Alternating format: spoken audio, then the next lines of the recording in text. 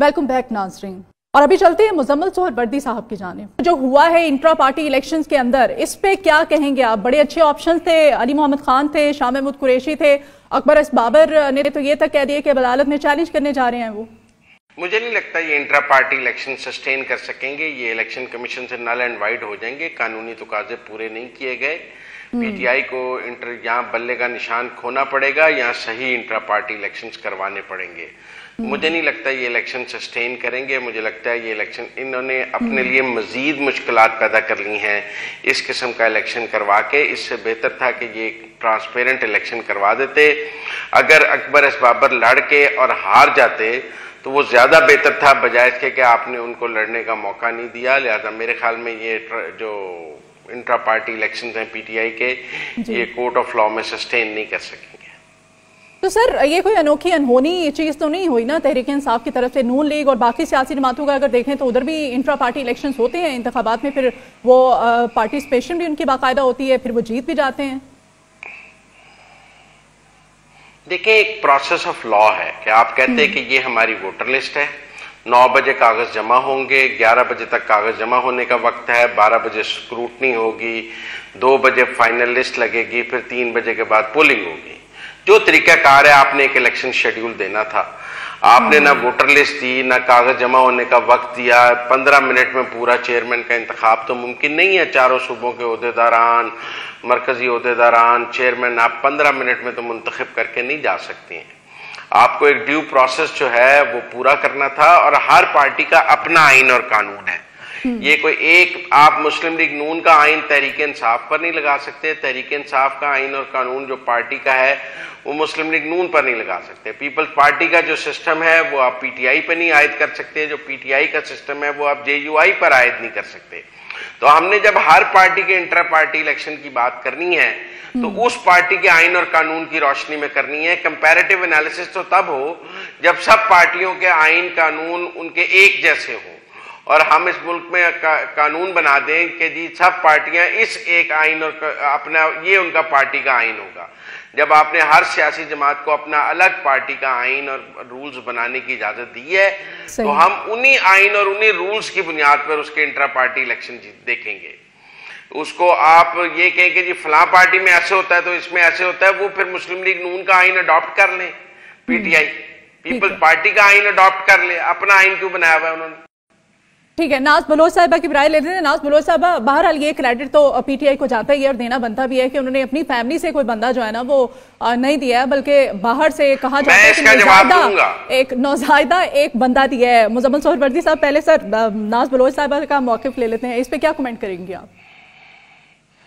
देखिए, पीटीआई अपने घर से भी किसी को दे देती चेयरमैनशिप तो कोई मसला तो नहीं था, क्योंकि यूटर्न मास्टर तो पीटीआई है। पीटीआई ने हर वो काम किया जिसके खिलाफ खुद उठकर खड़ी हुई थी। 25 साल पहले जिस प्रिंसिपल और असूलों की बात कर रहे थे, जहां पहले कहा स्टेटस को तोड़ेंगे, फिर कहा इलेक्टेबल्स की सियासत के खिलाफ ये सियासत होगी, फिर कहा ये नौजवानों की पार्टी होगी, लेकिन फिर हुआ क्या कि जब हुकूमत में आए तो पूरी की पूरी काबीना वो तमाम लोगों से, चाहे वो तमाम लोग जो उमर अयूब, खुसरो बख्तियार और वो गुलाम सरवर, ये तमाम वो लोग जो सियासी जमातों में हर दफा हुकूमत में आते रहे और वजारतों के जो है वो उन्होंने पावर भी जो है इस्तेमाल करते रहे, वजीर रहे, और यहाँ तक पाकिस्तान को पहुंचाने में जो है जिनका किरदार है, तो उन्हीं लोगों को फिर दोबारा शामिल कर दिया। कहाँ अली मोहम्मद खान को तो उन्होंने वजारत अच्छी नहीं दी थी जब हुकूमत में आए थे, तब भी उनको एक वो कहते हैं ना खुटे लाइन वजारत दे दी थी, साइड लाइन कर दिया था। तो उनको तो टिकट भी बेचारे को नहीं मिल रहा था कौमी असेंबली का। 2018 में तो अली मोहम्मद खान को तो टिकट तक पीटीआई नहीं दे रही थी, वो तो बड़े मुश्किलों से जाके इनको टिकट मिली थी। तो पीटीआई के कॉल ऑफ फेल में तो तजाद है। और आपने देखा कि 25 साल एक सियासी जमात के साथ अगर मंसूब लोगों के ऊपर उनका एतमाद नहीं है, या अगर जिन्होंने 10-15 साल भी उनकी पार्टी को दिए उन पे भी उनका एतमाद नहीं है, और एक ऐसे शख्स को लाकर जो है सामने खड़ा कर दिया जो खुद कईयों सालों से पाकिस्तान पीपल्स पार्टी के कैंडिडेट रहे, और वो आए और एक साल नहीं बल्कि कुछ ही महीनों के अंदर वो पीटीआई के चेयरमैन बन गए।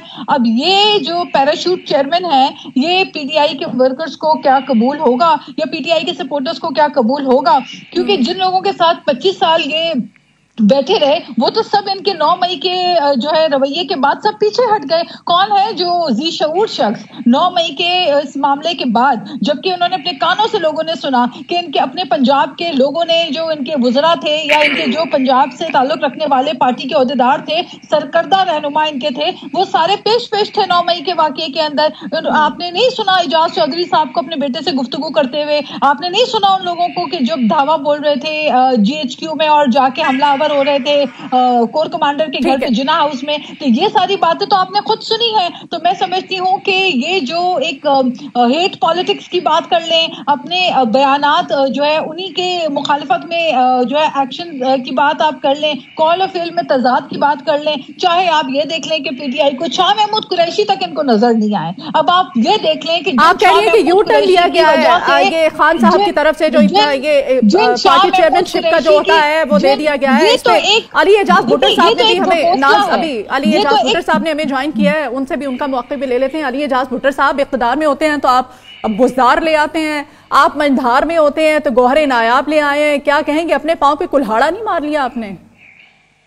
دیکھیں میں سمجھتا ہوں کہ 2-3 دن سے ہم ایک بڑی عجیب سی بحث میں پڑ گئے ہیں کہ ایک طرف الیکشن کی تاریخ کا اعلان بھی ہو چکا ہے, تعین بھی ہو چکا ہے, سارے ریاستی وسائل ایک ہی پارٹی کو ختم کرنے پہ لگائے جا رہے ہیں. کسی طریقے جو ہے ان کو الیکشن سے روکا جائے, کسی طریقے ان کے نشان کو لیا جائے, کسی طریقے بلے کا نشان لیا جائے.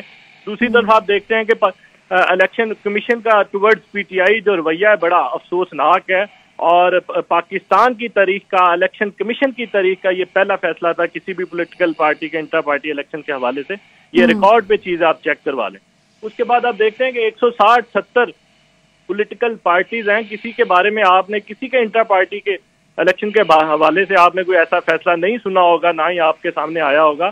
اور ہمارے وہ کون لوگ کہہ رہے ہیں ہمارے انٹر پارٹی الیکشن کے حوالے سے, جنہوں نے ہمیشہ اپنے بانجوں بتیجوں اور فیملی کے باہر پارٹیز کو نہیں پھینکا. ایک پولیٹیکل پارٹی ہے وہ اس میں پرچی پہ جو ہے وہ چیئرمین لگے ہوئے ہیں, دوسری پولیٹیکل پارٹی ہے جن کا اپنا نام پاکستان مسلم لیگ نواز ہے اور وہ ہمارے انٹر پارٹی الیکشن پہ تنقید کر رہے ہیں. تو میرا خیال ہے کہ عمران خان صاحب نے جو مروثیت کی سیاست تھی, جو پولیٹیکل پارٹیز میں مروثیت تھی, خاندان کے باہر جو ہے وہ کسی کو عہدے نہیں دیے جاتے تھے, وہ مروثیت کی سیاست کو دفن کیا ہے. ایک پارٹی کے ورکر کو, بااعتماد ورکر کو دیکھیں, گوہر خان صاحب ایک بہت کمیٹڈ لائر رہے ہیں, بڑے اچھے وکیل ہیں, اور عدلیہ بحالی سے لے کے ان کی خدمات جو ہیں وہ ساری ہمارے سامنے ہیں. تو عمران خان بھٹر صاحب آپ خود ہی اسی پوائنٹ پہ آگے ہیں, اس پوائنٹ پہ میں واپس آؤں گی. آپ نے کہا کہ بڑے منجھے ہوئے وکیل ہیں, وہ ماہر قانون ہیں.